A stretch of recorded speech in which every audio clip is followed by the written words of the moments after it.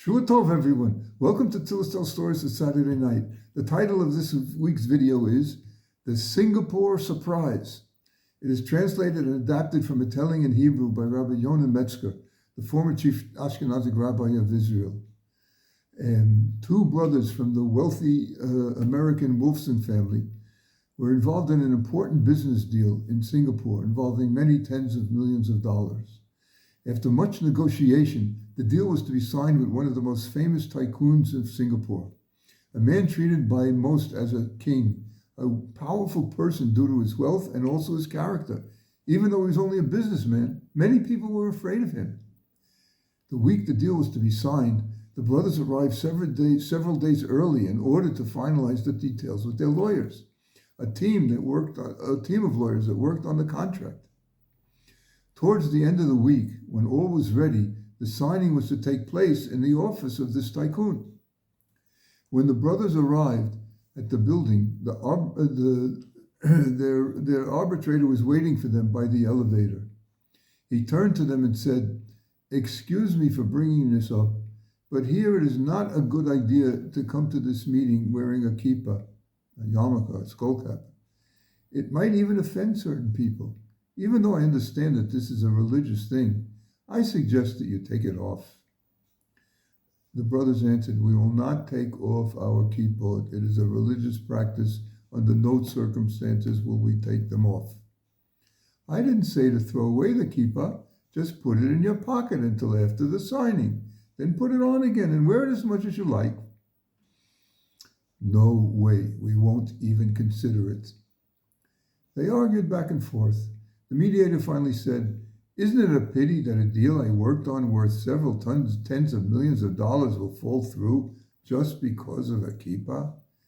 But what can I do? You're stubborn Jews." "What? Well," they replied, "if we will lose this contract, then it's from heaven. But we will not take off our kippot." The mediator had no choice but to go along with their decision. They entered the elevator and arrived at the lavishly appointed hall where the signing was to take place.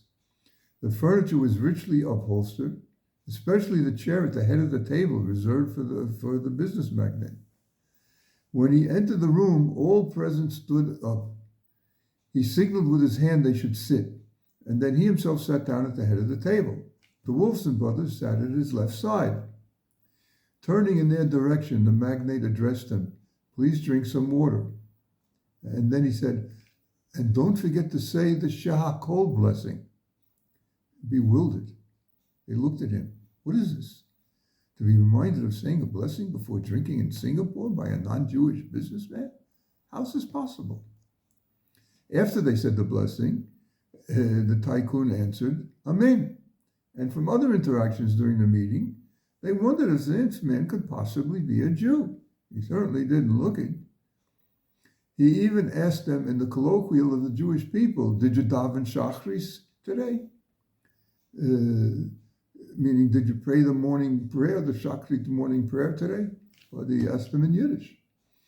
"Yes, we did." "In the synagogue?" "Yes." "With a minyan, 10 men?" "Yes, we did." "Did you notice that the rabbi of the synagogue is an Ashkenazi Jew and the congregation is Sephardi?" Meaning that the Ashkenazis of Europe, the rabbi of the synagogue is of European descent, and the congregation, the Sephardim, are of Mediterranean descent.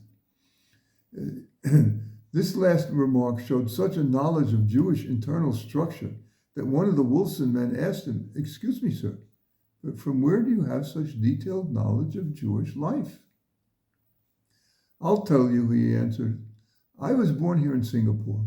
My parents passed away when I was young, and I was adopted by a Jewish family. My adopted parents were religious people. My adopted father always took me to synagogue, so I know what chakris is, what mincha is, what mariv is, and what all the blessings are. I know it all. But I never converted. I was not asked to, and I stayed a Gentile. But I'm well versed in all the customs, and I respect Jewish men who are not afraid to be seen as religious, who wear a kippah on their heads in public." They stared at the mediator as if to say with satisfaction, "No, did the kippah cause harm?" In the end, in the merit of the kippah, the tycoon smoothed the conclusion of the deal. He proclaimed, "I trust these people. They are true to their religion and tradition." As a result, the signing was done relatively quickly. The deal went through and was an enormous success. And Rabbi Metzger, from whom we heard the story, adds, "What this story shows us is to not be ashamed of our kippahs, our tzitzit strands, our modest clothing, etc. This will only help you in daily life and in your business life." Well said. Shavua Tov. Have an extra happy week.